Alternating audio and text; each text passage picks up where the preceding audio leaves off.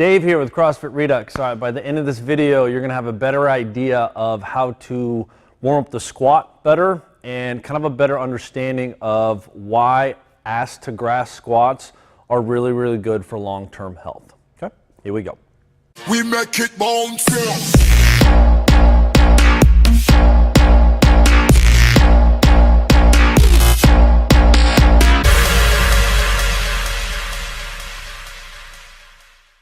All right, guys, I've got Nate here with me. Make sure you check out the shirt. All right. Absolutely. So as far as squatting goes, we're going to go back to just the basics, the air squat. One of the big cues is push your knees out, push your knees out. I'm going to take that a step further. Pushing your knees out is the loading phase. So when you squeeze your glutes, you bring your hips to neutral, you kind of open your hips, your knees naturally rotate and track out.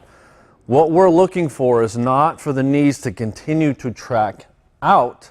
We need the knees to be able to track in the direction of the toes. So wherever the toes are facing, whether it's straight, whether it's bowed out 5 to 7 degrees, the knees have to track over that position. So if you can get them from the side. So if Nate's got one of the best squats here at the gym, he goes into his squat. Boom. Knees are tracking right over the toes. His back is nice and flat.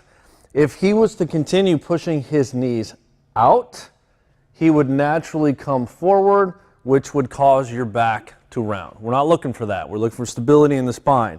So we want knees tracked completely over the toes, lined up. So the knee joint, ankle joint, and foot. So your knees, or excuse me, your shins aren't going to be vertical. Okay? They need to be at an angle over the toes. You have to have this range of motion in your ankle and in your knee joint. All right, go ahead and stand up.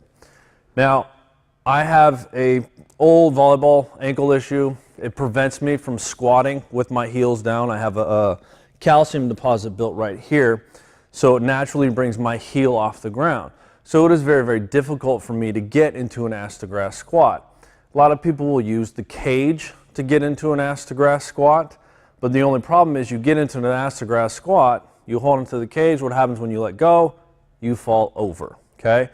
We want to be able to create stability and confidence in the bottom of that squat. A lot of people can say they can squat 300 to 400 pounds, but do you have the joint strength to sit in an ass to grass squat for 10 minutes? Most people don't. You can get through that one quick range of motion. A lot of it is just breaking parallel and coming up, but you have to be able to squat ass to grass if you want true joint strength, okay?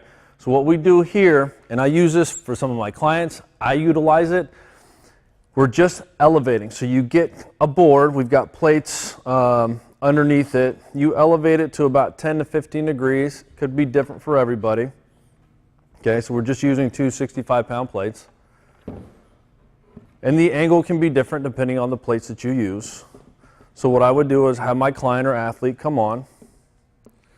Okay, you'd get in the squat stance, and you can also play around with stance. You can come in a little bit. The more you come in on this squat, the more you're going to hit the quad. But what we're looking for is the activation of the vastus medialis. That is the muscle that is going to hold your knee in place and keep you from that internal rotation, that violent collapse of the knees.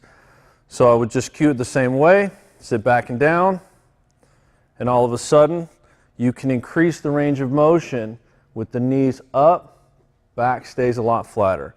That feel a lot easier to get down into.